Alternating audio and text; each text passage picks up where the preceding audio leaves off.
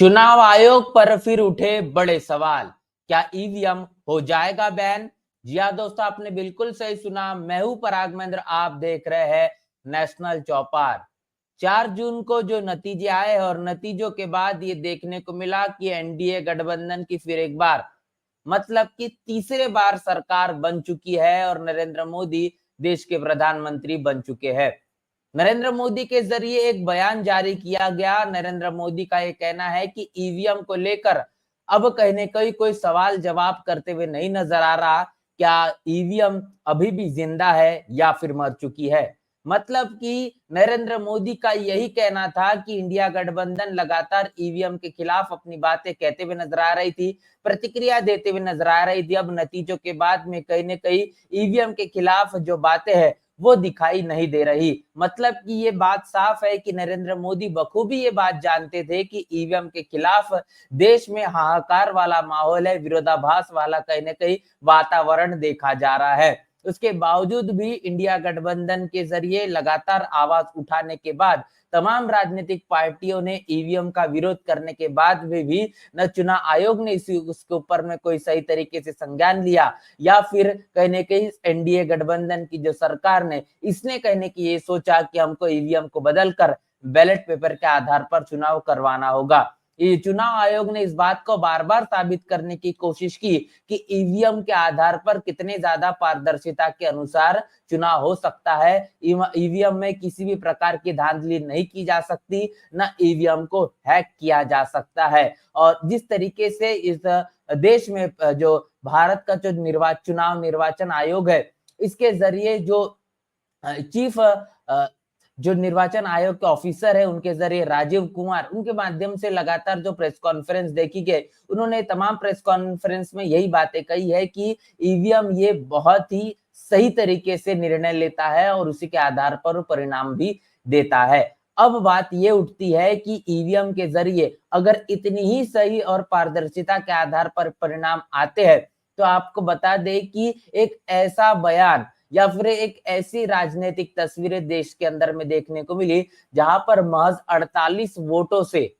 Seat को हारा गया है। सिर्फ और सिर्फ 48 वोटों के चलते एक लोकसभा सीट इस देश के अंदर में हारी गई है और वहां पर रविंद्र वायकर जो कि शिवसेना के प्रत्याशी है, शिवसेना के जो प्रत्याशी उन्होंने 48 वोटों से चुनाव जीता है। और इसको लेकर अब लगातार कांग्रेस के पाले से सवाल निशान खड़े किए जा रहे हैं, ईवीएम पर प्रश्न उठाए जा रहे हैं कि आखिर ये कैसे संभव हो सकता है। और बयान ये दिया जा रहा है कि कहीं न कहीं जो प्रत्याशी है रविंद्र वायकर ये वोटों जहां पर गिनते हैं वहां पर वोटिंग गिनने की जगह पर, वोट काउंटिंग की जगह पर अपने साथ में अनऑफिशियल व्यक्ति को लेके गए जो उनके भतीजे हैं और मोबाइल फोन भी उनके साथ में ले जाने का काम किया गया है। और ये कहने के दावा किया जा रहा है कांग्रेस के पाले से कि अ, जिन लोग व्यक्ति को वायकर जिन्हें अपने साथ में लेके गए, जो प्रत्याशी जिन्हें अपने साथ में लेके गए,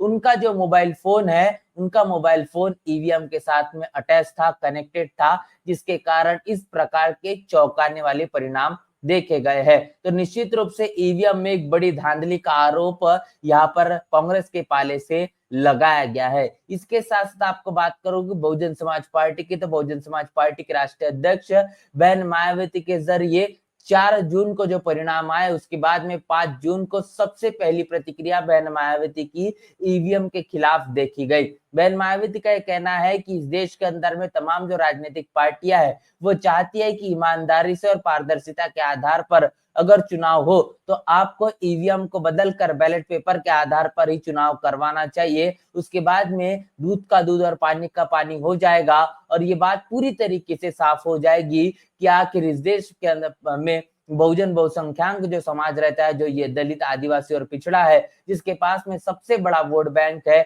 आखिर ये वोट बैंक किसके पाले में जाता है। और बहन मायावती ने ये बात बार बार दोहराने का काम किया है। इसके पहले जो विधानसभा के चुनाव हुए उन तमाम रैलियों में भी बहन मायावती ने ईवीएम के मुद्दे को लगातार उठाया। लोकसभा के चुनाव के तमाम चुनावी जो जनसभाएं उसमें भी बहन मायावती ने ईवीएम के मुद्दे को अब पर अपनी प्रतिक्रिया देने का काम किया और फिर एक बार नतीजे आने के बाद में भी बहन मायावती ने ये बताया है कि जब जब भी Bahujan Samaj party ballot paper के आधार पर जब चुनाव लड़ी तो निश्चित रूप से बहुजन समाज पार्टी का जो वोट बैंक है या बहुजन समाज पार्टी का जो वोट प्रतिशत है वो बढ़ता हुआ ही नजर आया है। लेकिन जब से ईवीएम आई है या जब से ईवीएम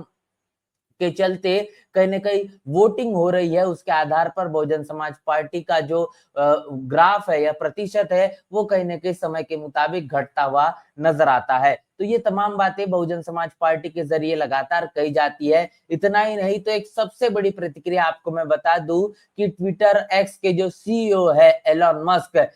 मस्क ने तभी ईवीएम को लेकर एक बड़ा संशय वाला सवाल खड़ा कर दिया है। एलन मस्क का ये कहना है कि ईवीएम को जल्द से जल्द बदल देना चाहिए क्योंकि ईवीएम को हैक किया जा सकता है इंसानों और एआई टूल के द्वारा और इसीलिए छोटी क्यों ना हो तो गलती क्यों ना हो लेकिन ईवीएम एक बहुत बड़ी गलती के आधार पर कहने की उसको आसानी से हैक करने का काम किया जा सकता है। अब आप इस बात का अनुमान लगाइए कि टेस्ला जैसे एक बहुत बड़ी कंपनी के मालक और इस ट्विटर को और एक बड़े सोशल मीडिया प्लेटफॉर्म के सीईओ इस तरीके की बात अगर कह रहे हैं ईवीएम को लेकर अगर वो संशय वाला सवाल खड़ा कर रहे हैं तो निश्चित रूप से देश में अब चुनाव आयोग को इस बात पर भी विचार मंथन करना होगा कि ईवीएम के आधार पर ईमानदारी के साथ में चुनाव नहीं हो सकता और इसीलिए ईवीएम को बदलकर बैलेट पेपर के आधार पर ही चुनाव करना ये सबसे बड़ी समय की मांग है। इसी के साथ साथ आपको बता दें कि वामन मेश्राम के जरिए भी ईवीएम को लेकर लगातार प्रतिक्रिया देते हुए उनके माध्यम से नजर आए है और जंतर मंतर पर उन्होंने चुनाव के पहले एक बड़ा आंदोलन भी किया था और इसी के साथ साथ उनका ये दावा है कि आने वाले कुछ ही समय में वो पूरे देश से जो आंकड़े वो जुटा रहे हैं और ईवीएम से किस तरीके से एक बड़ी धांधली की गई है वो भी आंकड़े जल्द से जल्द अब वो आने वाले समय में पूरे देश के सामने में रखने वाले हैं। तो निश्चित रूप से ईवीएम को लेकर देश से और तमाम राजनीतिक पार्टियों के माध्यम से आवाजें उठते हुए नजर आ रही है। अब इस बात को देखना दिलचस्प होगा कि क्या चुनाव आयोग इस पर सही तरीके से संज्ञान लेता है या फिर अपने उसी रवैये को लेकर अड़िग रहता है कि इस देश के अंदर में जो ईवीएम है वो बड़ी ही ईमानदार है और बड़ी ही शानदार तरीके से काम करती है जिसको बिल्कुल भी हैक नहीं किया जा सकता। तो इस पूरे के पूरे वीडियो को लेकर और सोशल मीडिया पर लगातार ट्विटर पर जो ट्रेंड है या एक्स पर जो ट्रेंड नजर आ रहा है कि बैन ईवीएम इसको लेकर आपकी क्या राय है, प्रतिक्रिया क्या है, लिखकर हमें कमेंट बॉक्स में जरूर बताएं। बने रहे नेशनल चौपाल के साथ, मिलते हैं नए वीडियो में, तब तक के लिए जय भीम जय भारत।